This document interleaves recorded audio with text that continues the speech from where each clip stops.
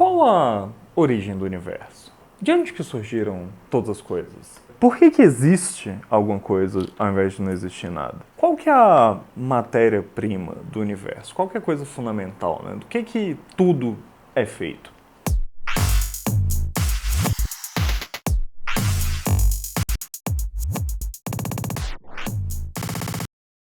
Essas questões, né, sempre assolaram a mente humana desde os tempos mais antigos do que a gente entende hoje como sendo uma civilização. E para responder essas questões, né, ao longo da história da humanidade, os mais diversos tipos de recursos já foram utilizados para tentar realizar esse tipo de explicação, né, acerca da natureza fundamental do universo. Historicamente, a primeira forma de tentar explicar a origem ou os fundamentos do universo foram um saber que hoje entendemos como saber mítico.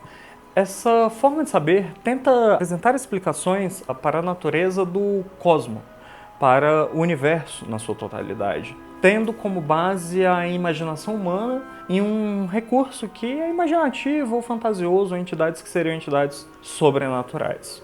Esse tipo de saber, esse tipo de narrativa, é usualmente chamado de cosmogonia, né? Dado que esse saber trata do universo como sendo algo que foi gerado, né, por uma entidade sobrenatural, pelo seu arbítrio. De modo geral, a gente tem que entender, né, que essa noção de cosmogonia é uma noção que trata do universo como sendo algo que foi gerado por uma entidade exterior ao universo. Por isso que dizemos, né, que isso seria uma entidade sobrenatural, uma entidade que está para além da natureza. As narrativas cosmogônicas, de modo geral, elas carregam uma ideia em comum, né? Uma ideia acerca do universo, como se o universo tivesse sido parido. Inclusive, esse sufixo gonia, de cosmogonia, indica esse tipo de noção. O universo foi gerado, então há algo exterior ao universo, algo fora. Essas narrativas que são entendidas como narrativas cosmogônicas são narrativas que são caracterizadas pelo recurso de tentar entender a natureza, coisa que os gregos chamavam de physis, como sendo algo que foi causado por um elemento exterior. Esse elemento exterior seria, usualmente, o arbítrio dos deuses. É uma vontade divina que se manifesta no mundo.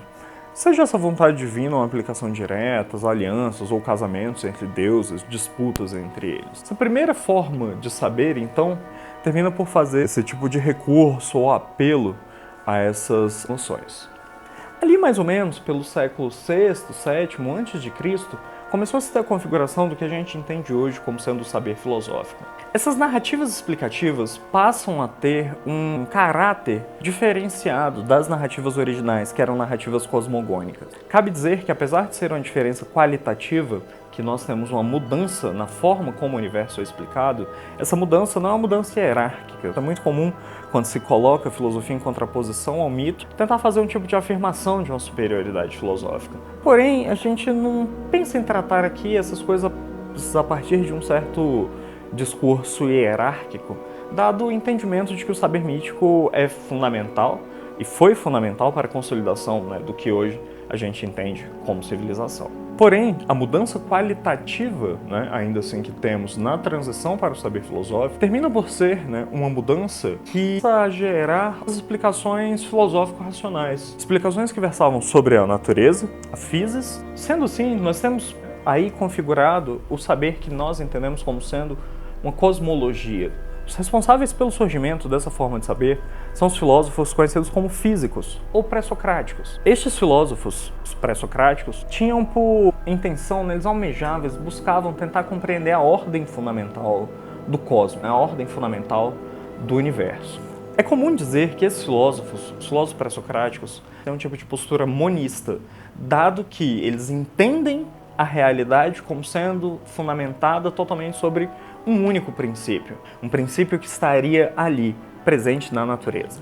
Da mesma forma que as narrativas cosmogônicas, as narrativas cosmológicas têm a intenção de dar um sentido para a realidade, de exercer uma compreensão para essa realidade, né?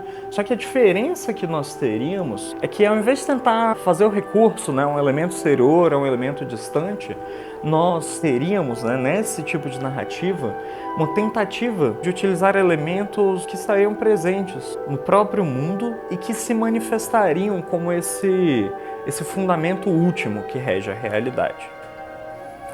No pensamento pré-socrático, o fundamento último que rege a realidade é entendido como arqué.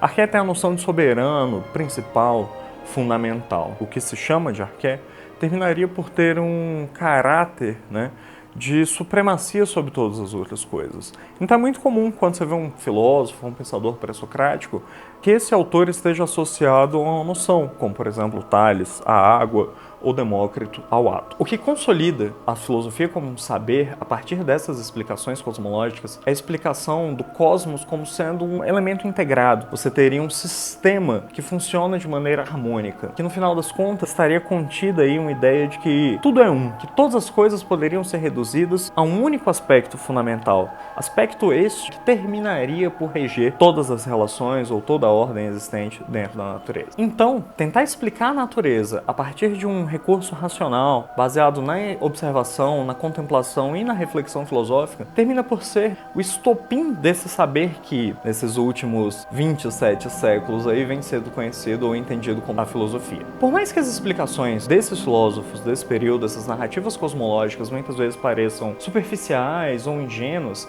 é importante salientar que existe um mérito aí, exatamente porque esses autores foram os primeiros a inaugurar uma tentativa de dar uma explicação racional, coerente ou bem fundamentada para a natureza. Claro que, apesar de termos teorias que parecem muito inocentes, temos noções que nos acompanham até hoje.